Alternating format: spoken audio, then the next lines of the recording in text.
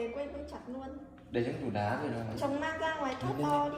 lấy cái chày, đây là lấy cái chày này. Lấy chày đóng rồi to mà.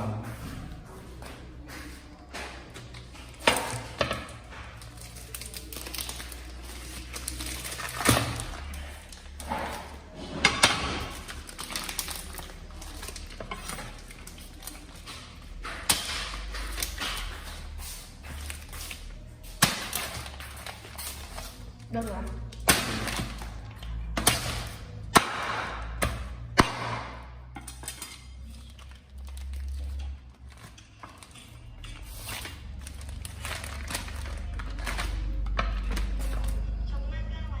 Đập hộp mực.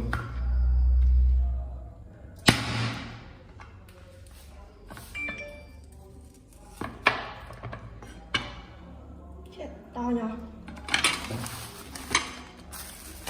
Tôi bài thôi nhỉ. Nướng một nửa thôi, một nửa này xé ra nhiều lắm. Vâng. To nhỉ. 500.000 con này.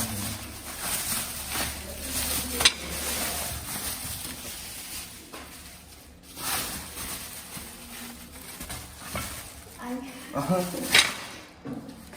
Ăn nướng là gì nữa? Nướng đâu? Ui giời. Xin kính chào. Ngửi mùi đâu? Hello em nha. Anh.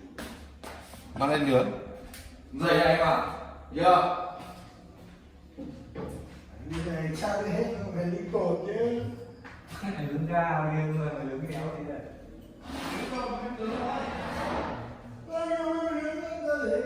Ông bà anh ngủ hết rồi.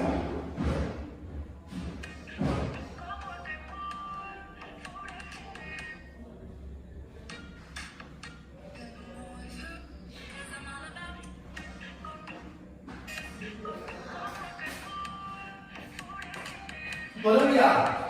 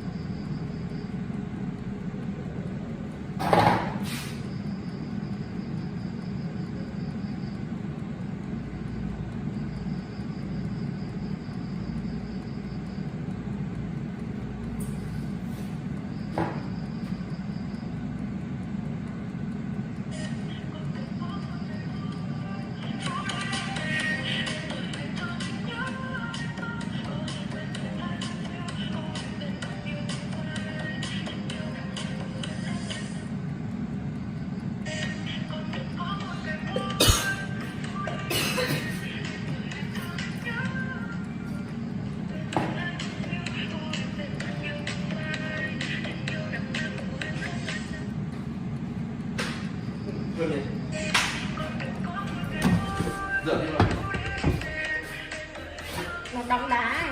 kịp ấy rồi ra. Thế rồi liên tục Nhớ cái này. chạy tầm với cái đấy đó là chỉ Nhưng mà nhẽ ra phải bỏ ngoài để giã đông chứ. À bỏ. Bọn trẻ con ăn ngoài bài không?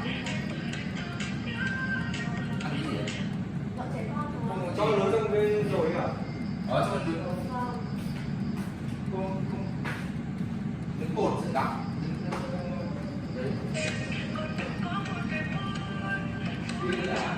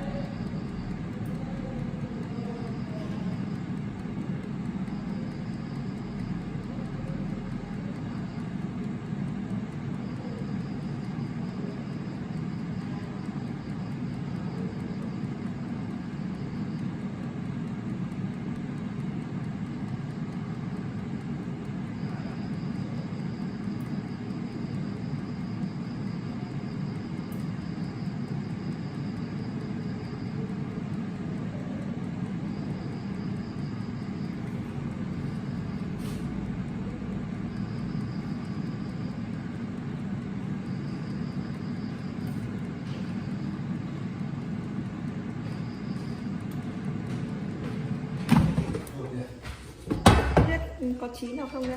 ý được là Cái này khả năng